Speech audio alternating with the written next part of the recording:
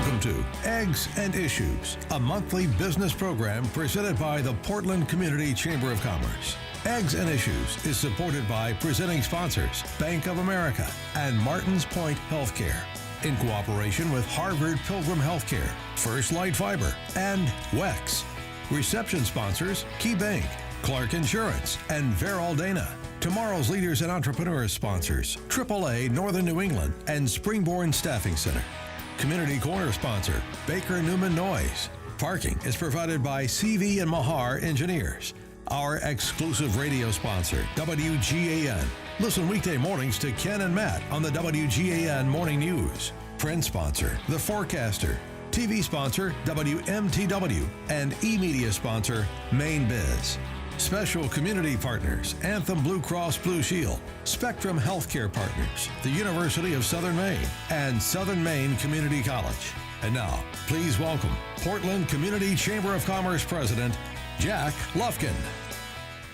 Good morning, everybody. Good morning. We have an amazing talk we're about to hear, so I'm just going to say a few brief remarks, and then we will get to the program. As mentioned, I'm Jack Lufkin. I'm with NBT Bank, and I'm the volunteer president of the Portland Community Chamber of Commerce. I do want to point out we have a couple of chamber events listed on your tables, and all the chamber events can be found by visiting the chamber's newly redesigned website. So if you have not yet been there, please do check that out, portlandregion.com. There is a note here. Due to the overwhelming response of the next week's Growth Basics seminar, that series has been moved to the Chamber's offices so that we can accommodate more people. So that's a great story. The Portland Regional Chamber of Commerce is proud to, as we mentioned the last time at the last Eggs and Issues, if you're here, we're proud to partner with the City of Portland's Office of Economic Opportunity, and we're introducing and helping collaborate with the Portland Professional Connectors. Now what this does is it connects new Mainers, immigrants, with people who are in their field of study here so that they can build and grow their networks. I'd like to take this opportunity in front of this crowd to let you know we're looking for volunteers, particularly in IT, engineering, any of the STEM-related fields. There are a number of folks who need some help. So if you'd like to volunteer to be a professional connector, please sign up through the Chamber or through the Office of Economic Opportunity. A fantastic opportunity to give back. So I'd like to, at this point, highlight the amazing work of the Chamber staff led by Quincy, Tommy, Dan, and all the Chamber staff. We have a number of new Chamber members, and the Portland community, the Portland Regional Chamber, is growing and thriving under their leadership. So let me take a moment to congratulate and welcome the following folks who have joined. Agile Path Corporation, 4 Points Marina, Land Conservation Assistance Network, Thrive Events at Grace, the Foreside Tavern, St. Joseph's College of Maine, Casco Bay Law, Dunstan Tap and Table, Long Road Energy, Maine Career Connect, Greater Portland Board of Realtors, Ladder to the Moon, Baxter Academy for Technology and Science, Go Zone Fitness, Minuteman Press, Jackson Hewitt Tax Service, Titan Energy, OSC Web Design, PCB Advisors, Cracker Barrel Old Country Store, The Downs, Little Tap House, Sea Change Resources, HNTB Corporation, Maine Foodie Tours, Mercer, Dayton Group, Black Fly Media, AFLAC, Addiction Campuses. Wow. Thank you all for joining, and thanks for being part of our chamber.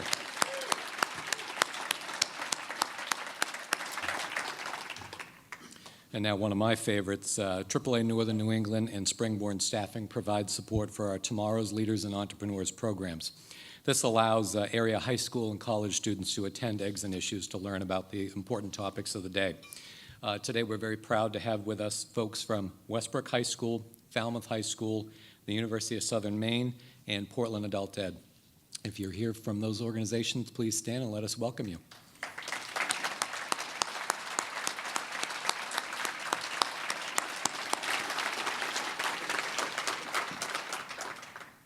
I do want to encourage all of the students that are in the audience. You asked the best questions. So there are 3 microphones that are around the room. Let's see if we can give John some good questions at the end of this. So, and of course, none of this would be possible without the good work of Headlight Audio Visual, who provides us with all of our technical support. And the video from today's Eggs and Issues will be available later in the week on the Chamber's YouTube channel. Didn't know we had a YouTube channel. And I read this every month. Perhaps I should listen to me. The Portland Public Library is our FMI sponsor for more information, and they will be providing more information regarding today's topic after this event. You'll receive an email about that. Baker Newman and NOYES sponsors our Community Corner program, and today's featured organization is the American Red Cross. March is American Red Cross Month. Every 8 minutes, the American Red Cross brings help and hope to people in need thanks to heroes like you. Whether you donate funds, blood, or volunteer, the Red Cross depends on your support to make a difference in communities across Maine. The Portland Regional Chamber of Commerce is partnering with the American Red Cross during the month of March to help patients in need of blood. Together, we are sponsoring a Sleeves Up blood drive for the month with the goal to recruit over 100 blood donor pledges. It's the equivalent of sponsoring 4 mobile blood drives, which can help save over 300 lives. All Chamber members, along with friends and family, are encouraged to go to the PRC Sleeves Up page on our website, register to donate, and find a location that's most convenient during the month of March. The Portland Red Cross Donor Center, I will also note, is open 7 days a week right on Forest Avenue. So there are a couple of pieces of collateral material that are on your table. Please do have a look at those, see if you can find a location to donate during the month of March. That'd be very, very appreciated. And today we also have with us representatives from the Maine Jewish Film Festival. There will be more than 40 films shown from March 9th to the 17th. And for more information, also on your table will be this piece of paper that has all sorts of information, the venues where those films are being showed and such. But please do plan to attend some of those films. Now, on to today's presentation. Jon Nass. Jon is the CEO of the Maine Port Authority. The Maine Port Authority plans, develops, maintains, and promotes port and intermodal facilities across the state to stimulate commerce and enhance the global competitiveness for the future wealth and prosperity of Maine. Prior to taking the reins as CEO, Jon served as the Deputy Commissioner for the Maine Department of Transportation and was the Senior Policy Advisor for Governor LePage. Today, Jon will be presenting on the growth of the International Marine Terminal, increased trade opportunities, and creating access to new markets in the North Atlantic. The Maine Port Authority's public outreach campaign to educate on the value of transportation infrastructure, as well as several other initiatives and programs to encourage small businesses to consider overseas markets. Without further ado, I'd like to welcome to the stage Jon Nass.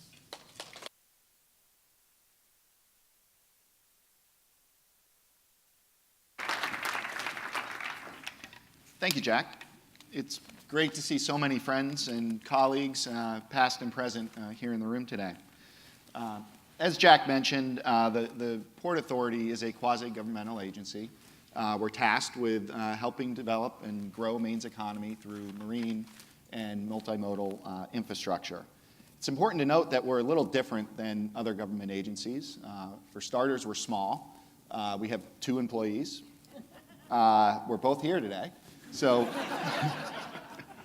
but we also have different procurement rules. We have an independent board that has a lot of really influential, great advisors.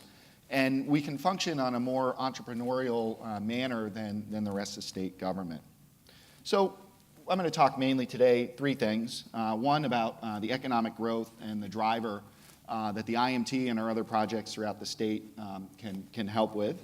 I'm also going to talk about the externalities that has come out of AIM-SCIP calling here in Portland and the many great things that many of you and the community at large have built on that and really exciting opportunities. And then I'll touch on, since we are in Portland, what's beyond the fence. Many of you drive over the bridge, you drive down Commercial Street, you've seen the growth there at the IMT, and I'll give you a little inside show of what we're doing there. But I'm going to start off on a very basic thing. The title of this presentation is What's in the Box? So, show of hands. How many people know what this is?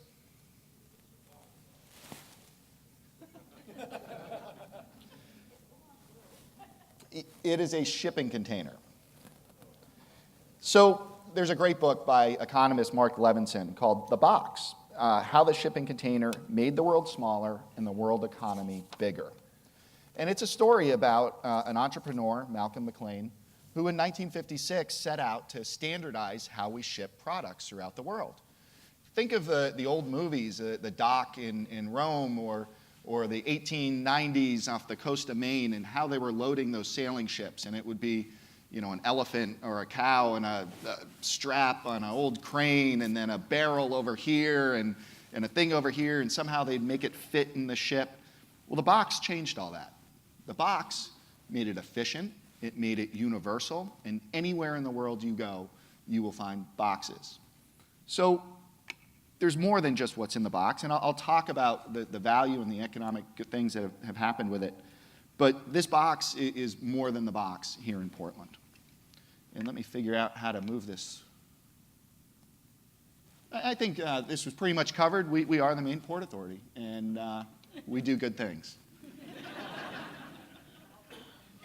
So what's in the box? For starters, economic opportunity. Last year, just in the IMT, $460 million worth of product moved in boxes through that port. Companies like Bristol Seafoods, Cozy Harbor, Idex, LL Bean, Sappy, Wyman Blueberries, Stonewall Kitchen, Sazerac, and Village Candles are just a few of those benefiting from the opportunity to ship from Portland rather than other markets, say in Boston or New York, New Jersey. And it's kind of exciting to think that right now in Austria or Iceland or Norway, someone is lighting a scented candle that was made in Wells, Maine. And it transported across the Atlantic through an AIM-SCIP connection there. And that's just one example of the opportunities that we're creating. So $460 million worth of product. This is based on a $60 million investment down at the IMT. And one of the points I'd like to have you carry away today is that public investment in infrastructure works. If it's done right, if it's done smart, if it's thought out and done with business, then it works. It benefits all of us. The cost of shipping a container out of New York, New Jersey adds over $800 to the cost of that run, just having to truck it there, not to mention the congestions and the societal problems.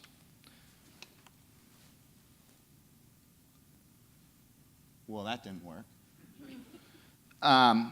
So one of the other things that has been in the box has come out of the box is a community effort. So many of you here in the room have been part of the excitement about AIM-SCIP's arrival here and our new connection in the North Atlantic. Working with the New England Ocean Cluster, with the University of Southern Maine, with the University of New England. It's great to see James Herbert here and Glenn Cummings, who have both been leaders on the education front. We now have education exchange programs between Maine and the North Atlantic. I don't think that would have necessarily happened in the same way unless AIM-SCIP was calling here. And it's funny, one of the things that's been established are internships. Currently, we have an intern that helped us with some of these numbers that works for AIM-SCIP. She was the first one to go to Iceland a year or two ago and be that intern. And it's always a success story for the students in this room. Internships are great, jobs are better. And there's a story that of success, and she helped us get these numbers together. We have one currently here from Iceland who's working with AIM-SCIP and with the Maine Port Authority, and he's been helping us develop markets for Maine products in Iceland.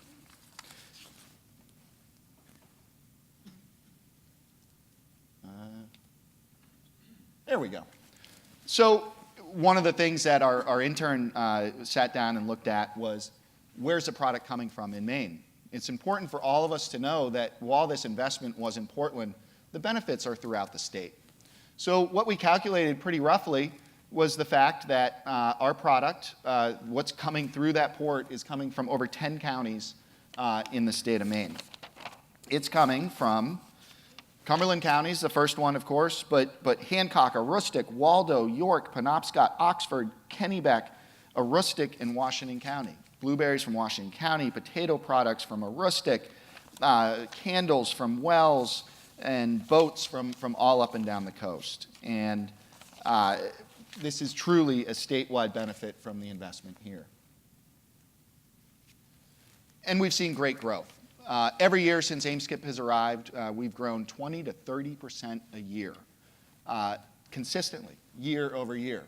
Last year we had a more exciting growth, which was a 46% growth in the number of ship calls calling on Portland. That means we now have weekly service. Weekly service is critical to any supply chain, just the reliability and the consistency to know that box is going to get from point A to point B. We now have weekly service at the INT, starting last year. So what's in the box? It's also been the collaborations, and so many great things have come out of AIM-SCIP calling here. Minato, Dana Idness, is really a leader and an expert on what's going on in the North Atlantic, and Mitzi can assist companies that want to do business there.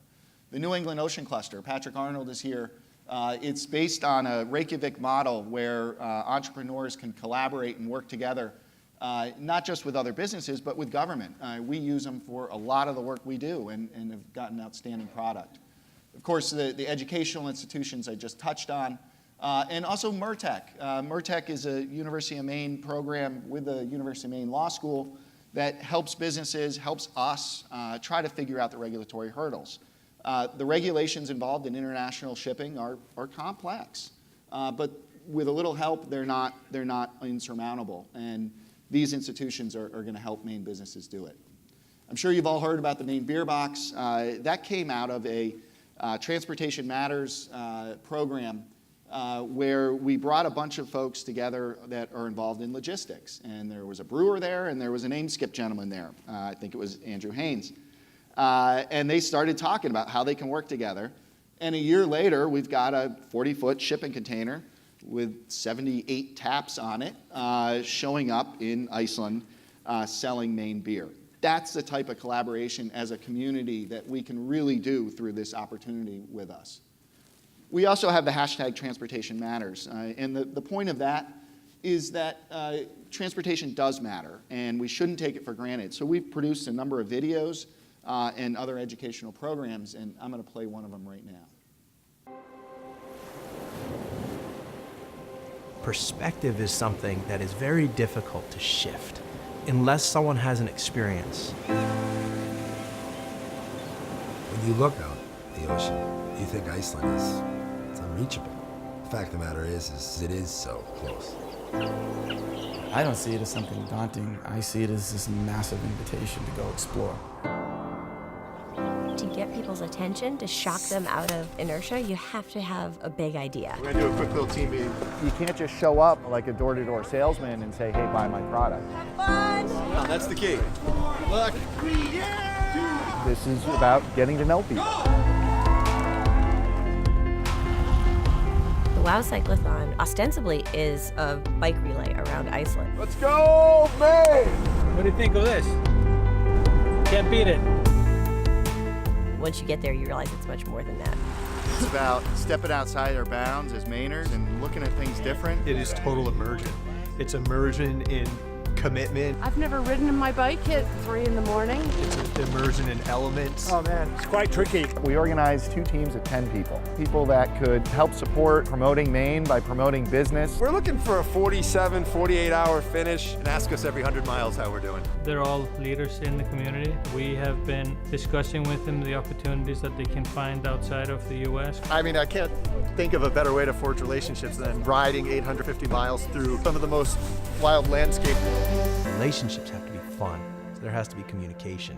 Ultimately, the best relationships are working towards something. The foundation of any personal or professional relationship really hinges on trust, understanding, and appreciation.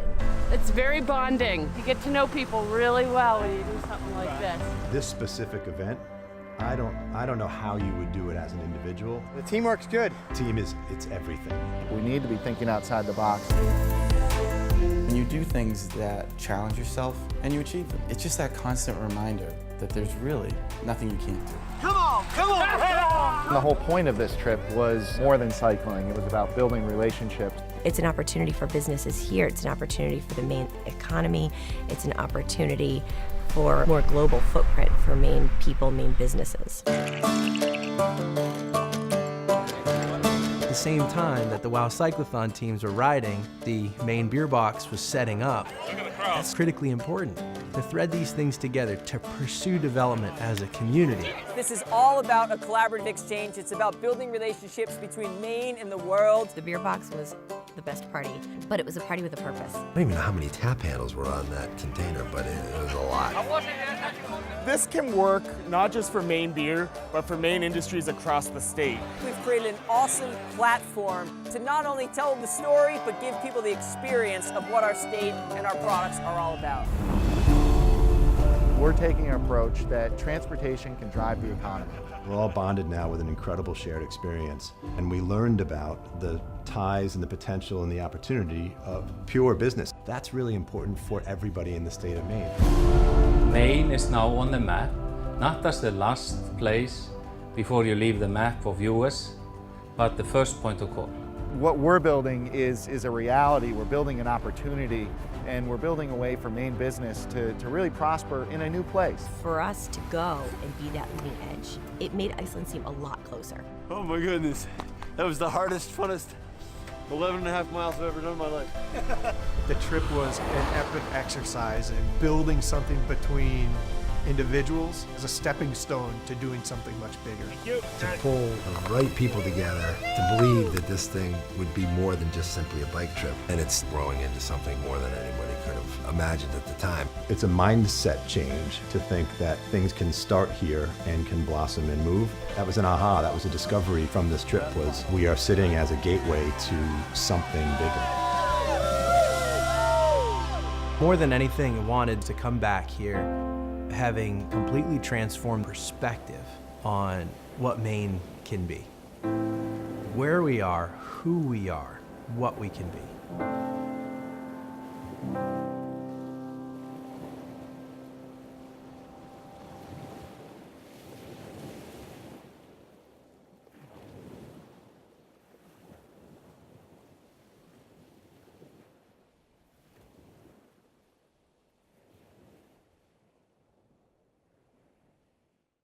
So one of the really cool things about that is one of your newest members, Blackfly Media, produced it.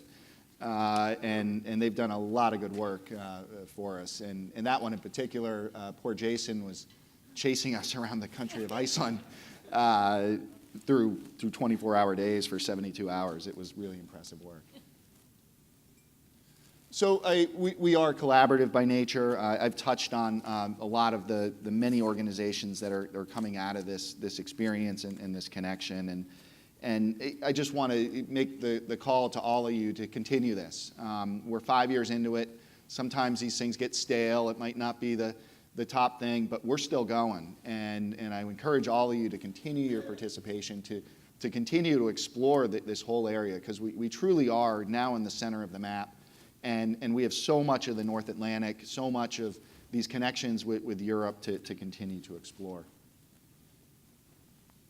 One little topic we're doing in part of the community is we have a program for 5th graders. It's called What's in the Box. It's a 6-week curriculum currently in South Portland, where 10-year-olds make their learning standards all in the context of logistics. So if you have to measure volume of a box, well, we have boxes. You have to learn about geography, you have to learn about environmental issues, and the whole program, 6-week program, culminates with a tour at the port. And we've had wonderful responses, and it's part of really long-term thinking about all this investment, including investing in our kids, who not long from now are going to have choices. Do I want to go to Maine Maritime Academy? Yeah, you should. It's a really good job at the end of that program and a good education. And goes back to our roots as a maritime state. I mean, that's always how we've prospered in the past, and I think the opportunities abound in the future. So I'm going to talk a little bit about what's behind the fence. A lot of you drive over the bridge, you drive down Commercial Street, you see the development down there. Anyone that drove down there 10 years ago would have seen this. You can't see the tumbleweeds, but they're there. And essentially, the highest and best value of the IMT at that time, after the ferry had left, was towed car storage and snow removal. That's not the best way to go about it. So we started with a $5 million federal grant, bought a crane, started making pier improvements. And when my predecessor, John Henshaw, presented to you in 2016, this is what it looked like. A lot of growth. We had acquired more property. There's a crane. Most importantly, there's a ship there, which is important on a port. And this was a wild success story in 2016. This is Monday. Most important thing.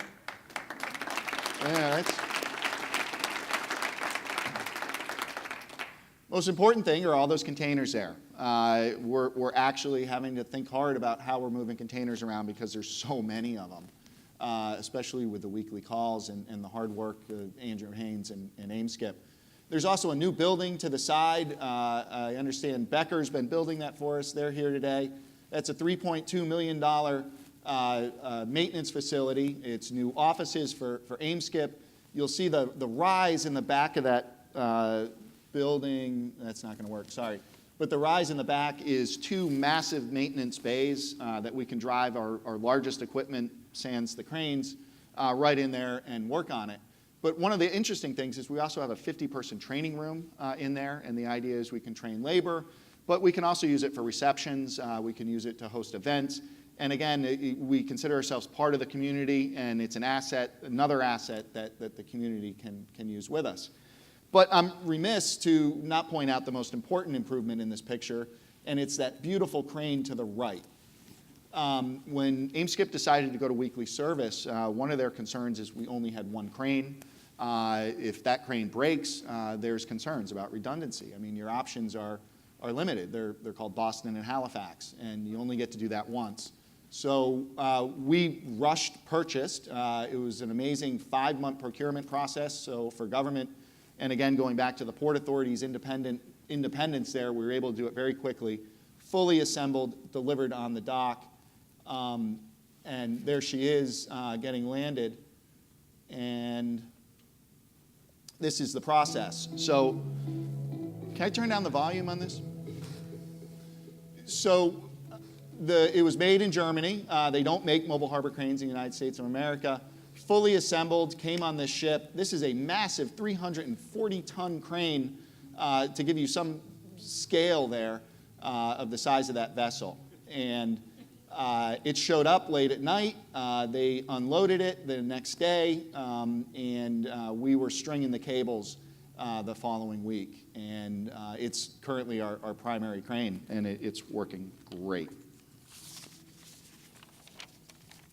So it's these types of public investments that really are paying off. Businesses throughout the state are benefiting from it. And we just love the idea. So one little note, we're working on an idea about a children's book on these 2 cranes. Some natural stories come to mind, and I think we'll have more news on that coming out soon. I touched on some of this. We've got a lot of work going down there. There's been rail work, there's pier work, there's new buildings, and we are constantly improving. We're getting to the point where now it's more an electronic, it's more of a data improvement that will be next, and less visible, but no less important. Some of you may have heard about the cold storage we'd like to build there. We are very much continuing to pursue this. We believe this will make Maine a true hub for the Maine food and beverage industry. This December, our board decided to take on the project with a more active role than we've had in the past, and we're continuing to move this one forward, and we think we'll get it built. One little side note, we're continuing to work on short sea shipping. There's a program called the Marine 95. The idea is it parallels Route 95 on the water to the New York City area, avoiding all that congestion. And we're in serious talks with folks in New York about creating a short sea shipping network between New York City and Portland. And of course, our vision is for One Maine. Economics, the economic benefit is statewide. It's in Washington County, it's in Aroostook County, it's forest products, it's cars, it's movie sets is an interesting one. This doesn't necessarily go to Maine, but we actually have been importing or exporting and then re-importing movie sets to Iceland for filming. And we base everything on collaboration. Aim, skip, calling here was so important, and so many of you in this room have taken that to the next level and just run with it, and it's so exciting. So finally, I want to leave you with a challenge. If you're a business and you have a supply chain and it's not through Portland, I encourage you to go back and maybe take a look at it. And I encourage you to talk to Andrew Haynes, Nate Shahada here with AimSkip. Let them give you a quote. Let them see if going through Portland with your container needs would work for you. And we think it'll save you some money. We think it'll get you to new markets. And there's a lot of information and opportunity out there. So what's in the box? What's in the box is opportunity. Thank you very much.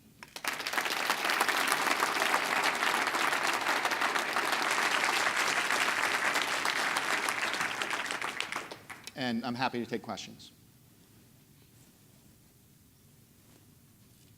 And I really can't see, so.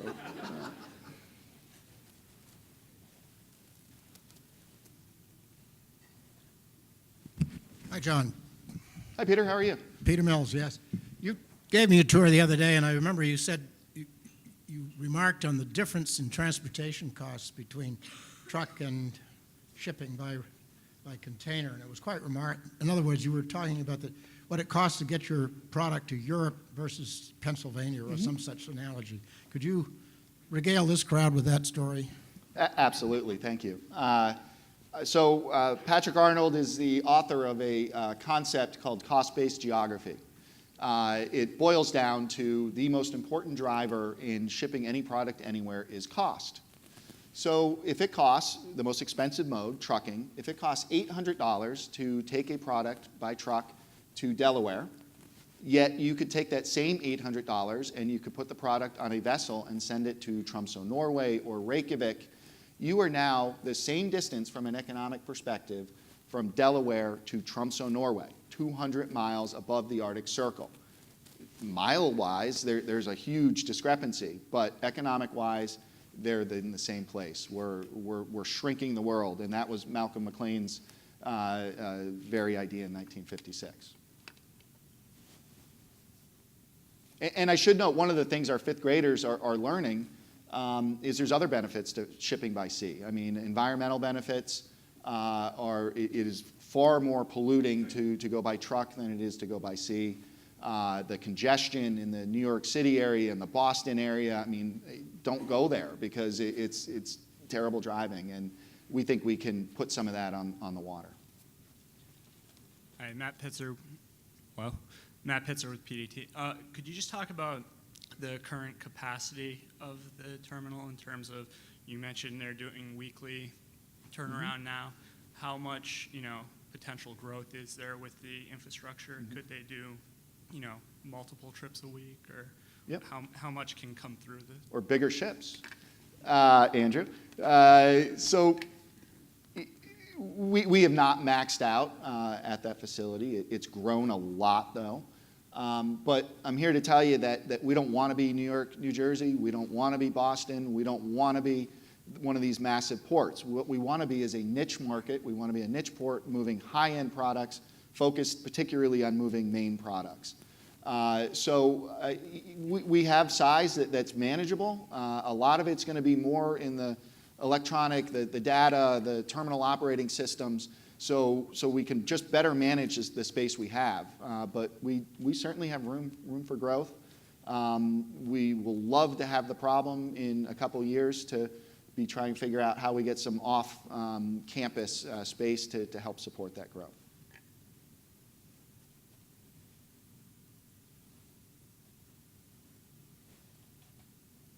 Great. Jack, am I done?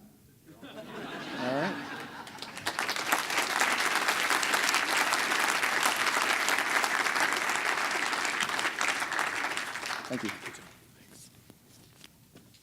fascinating stuff going on at the IMT, and as many in the room can remember what it looked like 10 years ago, what an amazing transformation, and the economic opportunities that creates both in this region and throughout the state.